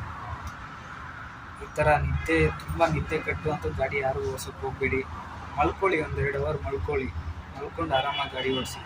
ಆದರೆ ಈ ಥರ ಮಲ್ಕೊಂಡು ಲೇಟಾಗಿ ಹೋಗಿದ ತಕ್ಷಣವೇ ಇದು ಲೇಟಾಗಿ ಬಂದುಬಿಟ್ರಿ, ತುಂಬ ಲೇಟ್ ಆಗಿಬಿಡ್ತು, ಅನ್ಲೋಡ್ ಮಾಡಲ್ಲ, ಹಂಗೆ ಹಿಂಗೆ ಅಂತ ಜಗಳ ಮಾಡೋರು ಇದ್ದಾರೆ. ಮತ್ತು ಬಸ್ಸು ಡ್ರೈವರ್ಗಳಾದರೆ ಪಾಪ ಅವರ ಸಮಸ್ಯೆಗಳು ಅವರಿಗೆ ಗೊತ್ತು, ತುಂಬ ಅನುಭವಿಸಿರ್ತಾರೆ. ಅವರು ತುಂಬ ಲೇಟಾಗಿ ಬಂದಿದ್ದೀವಿ ಡಿಪೋಗೆ, ಹಂಗೆ ಹಿಂಗೆ ಅಂತ ಡಿಪೋದವರು ಬೈದಿರೋದು KSRTC ಬಸ್ಸಲ್ಲಿ. ಮತ್ತು ಇದರಲ್ಲಿ ನಮ್ಮ ಲಾರಿ ಡಿಪಾರ್ಟ್ಮೆಂಟಲ್ಲಾದರೆ ಪಾರ್ಟಿಗಳು ಬೈಯೋದು, ಅವರು ಟ್ರಾನ್ಸ್ಪೋರ್ಟ್ ಅವ್ರು ಬೈಯೋದು, ಓನರ್ ಒಬ್ಬರು ಬೈಯೋದು, ಯಾಕೆ ಲೇಟು ಅಂತ ಇವೆಲ್ಲ ಇರ್ತವೆ. ಇವನ್ನೆಲ್ಲ ಫೇಸ್ ಮಾಡಿಕೊಂಡು ಗಾಡಿ ಓಡಿಸೋದು ಎಷ್ಟು ಕಷ್ಟ ಇದೆ. ಒಂದು ಆರೋಗ್ಯ ಕೆಡುತ್ತೆ, ದಾರಿಯಲ್ಲಿ ಸಮಸ್ಯೆಗಳು ಎಲ್ಲ. ಒಬ್ಬ ಡ್ರೈವರ್ ಅನ್ನೋನಿಗೆ ನೆಮ್ಮದಿನೇ ಇರಲ್ಲ ಗುರು. ಒಂದು ಪ್ಲೇಸಿಂದ ಇನ್ನೊಂದು ಪ್ಲೇಸ್ಗೆ ಹೋಗ್ತಾ ಇದ್ದಾನೆ ಅಂದರೆ ನೆಮ್ಮದಿನೇ ಇರಲ್ಲ. ಆ ಪ್ಲೇಸ್ಗೆ ಹೋಗೋ ತನಕ ಆ ಪ್ಲೇಸ್ಗೆ ಹೋಗ್ತಾನೆ ಅನ್ನೋ ಗ್ಯಾರಂಟಿನೇ ಇರಲ್ಲ. ಯಾಕಂದರೆ ದಾರಿ ಮಧ್ಯ ಈಗ ಹೇಳ್ತಾ ಇರೋ ನಾವು ಪ್ರಾಬ್ಲಮ್ಸ್ ಎಲ್ಲ ಇಷ್ಟೊಂದು ಇದ್ದರೆ ಹೆಂಗೆ ರೀಚ್ ಆಗ್ತಾನೆ ಹೇಳಿದ್ವಿ. ಇದೇ ಅಲ್ಲ, ಇನ್ನೂ ತುಂಬ ಪ್ರಾಬ್ಲಮ್ಸ್ ಇದ್ದಾವೆ. ಕೆಲವ್ರ ಹತ್ರ DL ಇರಲ್ಲ, ಏನಿರಲ್ಲ. ಕೆಲವ್ರಿಗೆ ಡ್ರೈವಿಂಗ್ಗೆ ಓಡಿಸೋದೇ ಬರಲ್ಲ. ಅಂಥವ್ರು ಸಹ ಗಾಡಿ ಓಡಿಸೋದಕ್ಕೆ ಬಂದಿರ್ತಾರೆ. ಅವರಿಂದನೂ ಬೇರೆಯವ್ರಿಗೂ ಸಮಸ್ಯೆ, ಅವ್ರಿಗೂ ಸಮಸ್ಯೆನೇ. ನಾನೇನಾದರೂ ಮಿಸ್ ಮಾಡಿದರೆ ಅವನ್ನೆಲ್ಲ ಕಮೆಂಟ್ಸ್ ಮಾಡಿ. ಈಗ ಹೇಳಿರೋ ಪ್ರಾಬ್ಲಮ್ಸಲ್ಲಿ ನಾನೇನಾದರೂ ಮಿಸ್ ಮಾಡಿದರೆ, ಮತ್ತು ಗೌರ್ಮೆಂಟ್ ಕಡೆಯಿಂದನೂ ತುಂಬ ಟಫ್ ರೂಲ್ಸ್ ಇದ್ದಾವೆ. ಈಗಂತೂ ಹೊಸ ರೂಲ್ಸೇ ಮಾಡೋಕ್ಕೆ ರೆಡಿಯಾಗಿದೆ ಗೌರ್ನಮೆಂಟು. 10 ವರ್ಷ ಜೈಲು ಶಿಕ್ಷೆ, 10 ಲಕ್ಷ ದಂಡ ಅಂತ. ಅದನ್ನು ಕಮ್ಮಿ ಮಾಡಿ 7 ಲಕ್ಷ, 10 ವರ್ಷ ಜೈಲು ಶಿಕ್ಷೆ, 7 ಲಕ್ಷ ದಂಡ ಅಂತ ಮಾಡ್ತಾಯಿದ್ದಾರೆ. ಹಿಟ್ ಆ್ಯಂಡ್ ರನ್ ಅಂದರೆ ಇನ್ನು ಏನೇನು ಮಾಡಬೇಕು.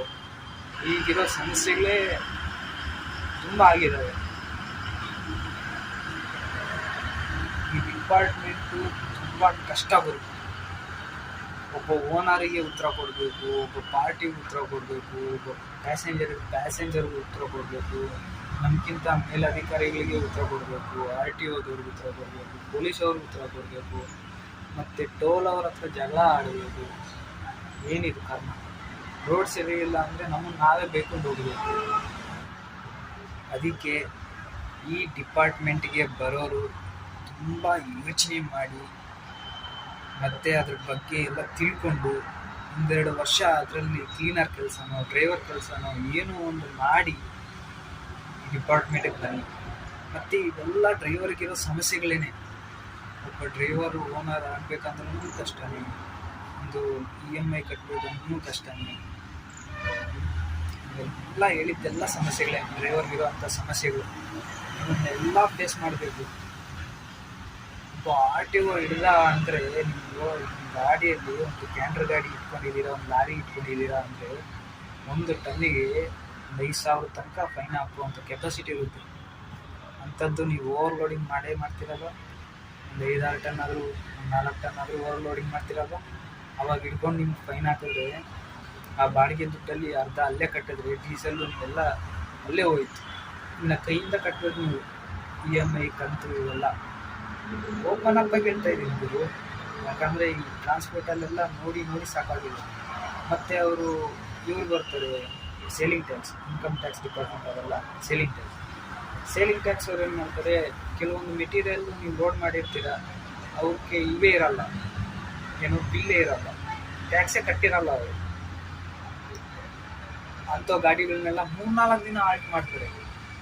ಬೇಗ ಖಾಲಿಯಾಗಿ ಲೋಡ್ ಮಾಡಲಿಲ್ಲ ಅಂದರೆ ನಿಮಗೆ ಕಂತು ಹತ್ರ ಬರ್ತಾ ಇರುತ್ತೆ, ಕಂತು ಕಟ್ಟೋಕ್ಕಾಗಲ್ಲ. ಏನೋ ದುಡ್ಡಿರೋರೆಲ್ಲ ಕಟ್ತಾರೆ, ಫುಲ್ ಕ್ಯಾಶಲ್ಲೇ ತಂದಿರ್ತಾರೆ. ಆದರೆ ಡ್ರೈವರ್ ಆದವರು ಓನರ್ ಆಗಿರ್ತಾರಲ್ಲ, ಅವ್ರ ಪ್ರಾಬ್ಲಮ್. ಸರ್ಕಾರದಿಂದ ಕೆಲವೊಂದು ಫೆಸಿಲಿಟೀಸ್ ಇದ್ದಾವೆ, ಆದರೆ ಸಬ್ಸಿಡಿ ಅಂತ ಅದು ಇದು ಇದ್ದಾವೆ. ಇದರಿಂದನೇ ಎಲ್ಲ ಜೀವನ ಮಾಡೋಕ್ಕಾಗಲ್ಲ. ಒಂದು ಗಾಡಿ ಮೇಂಟೆನೆನ್ಸ್ ಬಂತು ಅಂದರೆ ಇಷ್ಟೆಲ್ಲ ಕಷ್ಟಪಡಬೇಕಾಗಿರುತ್ತೋ ನಮಗೆ ಗೊತ್ತು. ನಾನು ನೋಡಿದ್ದೀನಿ, ಅದರಿಂದ ಹೇಳ್ತಾ ಇದ್ದೀನಿ. ಮತ್ತು ನೀವೆಲ್ಲಾದರೂ ಬೇರೆ ಕಡೆ ಹೋಗಿರ್ತೀರ, ಅಲ್ಲಿಂದ ಕೆಲವೊಂದು ಸರಿ ಬೇಗ ಲೋಡ್ ಆಗಲ್ಲ, ಹಬ್ಬ ಬರ್ತವೆ, ಕೆಲವೊಂದು ಸರಿ 2-3 ತಿಂಗಳು ಲಾಂಗ್ ಹೋಗಿರ್ತೀರ. ತುಂಬ ಲಾಂಗ್ ಹೋಗಿ ಮನೆಗೆ ಬರೋ ಅಷ್ಟೊತ್ತಿಗೆ ಗಡ್ಡೆ ಮೀಸೆ ಎಲ್ಲ ನಮ್ಮ ಥರ ಬಂದಿರುತ್ತೆ. ಕೆಲವೊಂದು ಸರಿ ಆ ಕಡೆಯಿಂದ ಬೇಗ ಲೋಡ್ ಆಗಲ್ಲ, 1-2-3 ದಿನ ನಿಲ್ಲಬೇಕಾಗುತ್ತೆ, ನಿಂತ್ಕೊಂಡು ಲೋಡ್ ಮಾಡಬೇಕಾಗುತ್ತೆ. ಯಾಕಂದರೆ ಹಬ್ಬ, ಭಾನುವಾರ, ರಜಾ ಇವೆಲ್ಲ ಬರ್ತಾ ಇರ್ತವೆ ಲಾರಿಗಳಲ್ಲಿ, ಚಿಕ್ಕ ಗಾಡಿಗಳಲ್ಲಿ. ಬಸ್ಸಲ್ಲಿ ಅಂಥ ಪ್ರಾಬ್ಲಮ್ ಇರಲ್ಲ, ಹೋಗಿದ ತಕ್ಷಣವೇ ಅವರು ಪ್ಯಾಸೆಂಜರ್ ಪಿಕ್ ಮಾಡ್ಕೊಂಡು ಬಂದಿರ್ತಾರೆ. ಆದರೆ ಅವರು ಅಷ್ಟೇ ಲಾಂಗ್ ಹೋಗ್ತಾ ಇರ್ತಾರಲ್ಲ ಪಾಪ, ಹೋಗಿ ಬರೋದಕ್ಕೆ ಟೈಮ್ ಹಿಡಿದ್ಬಿಡುತ್ತೆ 3-4 ದಿನ. ನಾವು ಹಂಗಲ್ಲ, ನಮ್ಮ ಲಾರಿ ಡಿಪಾರ್ಟ್ಮೆಂಟಲ್ಲಿ ಹಂಗಲ್ಲ, ಒಂದು 7-8 ದಿನ ಆಗಿಬಿಡುತ್ತೆ. ಕೆಲವೊಂದು ಸರಿ ಬೇಗನೂ ಆಗುತ್ತೆ, ಹೇಳೋಕ್ಕಾಗಲ್ಲ. ಮತ್ತು ಮಳೆ ಬಂದು ಮೆಟೀರಿಯಲ್ ಎಲ್ಲ ನೆಂದೋದ್ರೂ ಸಹ ಬಾಡಿಗೆ ದುಡ್ಡು ಕಟ್ ಮಾಡ್ತಾರೆ, ಮತ್ತು ಇನ್ನೊಂದು ಸರಿ ನಮಗೆ ಲೋಡ್ ಕೊಡಲ್ಲ. ತುಂಬ ಸಮಸ್ಯೆಗಳಿದೆ ಒಬ್ಬರು ಲಾರಿ ಡಿಪಾರ್ಟ್ಮೆಂಟಲ್ಲಿ. ಓಕೆ ಫ್ರೆಂಡ್ಸ್, ಏನಾದರೂ ಪಾಯಿಂಟ್ಸ್ ಕೆಲವೊಂದು ಮಿಸ್ ಮಾಡಿದರೆ ತಪ್ಪದೆ ಕಮೆಂಟಲ್ಲಿ ಕಮೆಂಟ್ ಮಾಡಿ, ಕಮೆಂಟ್ ಬಾಕ್ಸಲ್ಲಿ ಕಮೆಂಟ್ ಮಾಡಿ. ಮುಂದಿನ ವಿಡಿಯೋದಲ್ಲಿ ಟ್ರಾನ್ಸ್ಪೋರ್ಟ್ ಬಿಸ್ನೆಸ್ನ ಒಂದು ಗಾಡಿ ತಂದರೆ ಹೆಂಗೆ ಸಕ್ಸಸ್ಫುಲ್ಲಾಗಿ ರನ್ ಮಾಡ್ಬೋದು ಅನ್ನೋ ಒಂದು ವಿಡಿಯೋ ಮಾಡ್ತೀನಿ, ತಪ್ಪದೇ ಮಾಡ್ತೀನಿ. ಒಂದು ಲಾರಿ ಆಗಿರಲಿ, ಬಸ್ ಆಗಿರಲಿ, ಇಲ್ಲ ಚಿಕ್ಕ ಗಾಡಿನೇ ಆಗಿರಲಿ, ಪಿಕಪ್ಪು, ಕಾರು ಇವೆಲ್ಲ ತಂದರೆ ಹೆಂಗೆ ಸಕ್ಸಸ್ಫುಲ್ಲಾಗಿ ರನ್ ಮಾಡ್ಬೋದು ಅಂತ ಒಂದು ವಿಡಿಯೋ ಪಕ್ಕಾ ಮಾಡೇ ಮಾಡ್ತೀನಿ. ಈ ವಿಡಿಯೋ ಇಷ್ಟ ಆದರೆ ನೀವು ಲೈಕ್ ಮಾಡಿ, ಸಬ್ಸ್ಕ್ರೈಬ್ ಮಾಡಿಕೊಂಡು ನಮ್ಮ ಚಾನಲ್ನ ಪಕ್ಕದಲ್ಲಿರೋ ಬೆಲ್ ಬಟನ್ ಆ್ಯಕ್ಟಿವೇಟ್ ಮಾಡ್ಕೊಳ್ಳಿ. ಯಾಕಂದರೆ ನಾನು ಹೊಸ ವಿಡಿಯೋ ಬಿಟ್ಟರೆ ನಿಮಗೆ ಬೇಗ ನೋಟಿಫಿಕೇಷನ್ ಅನ್ನೋದು ಬರುತ್ತೆ. ಫಸ್ಟ್ ವಿಡಿಯೋ ನಮ್ಮ ಚಾನಲಲ್ಲೇ ಫಸ್ಟ್ ವಿಡಿಯೋ ಮಾಡಿದ್ದೆ, ಬೆಂಗಳೂರು ಮಾಲೂರಿಂದ ಶಿವಮೊಗ್ಗಗೆ. ಆ ವಿಡಿಯೋ ಯಾರಾದರೂ ನೋಡಿಲ್ಲ ಅಂದರೆ ನೋಡಿ, ಹೀಗೆ ಪ್ರೋತ್ಸಾಹ ನೀಡಿ, ನಮ್ಗೆ ಸಪೋರ್ಟ್ ಮಾಡಿ. ಇನ್ನೂ ಒಳ್ಳೆ ವಿಡಿಯೋಸು ನಿಮಗೋಸ್ಕರ ಮಾಡ್ತಾಯಿರ್ತೀನಿ. ಓಕೆ ಫ್ರೆಂಡ್ಸ್, ಟಾಟಾ, ಬಾಯ್ ಬಾಯ್. ನೆಕ್ಸ್ಟ್ ವಿಡಿಯೋದಲ್ಲಿ ಸಿಗೋಣ.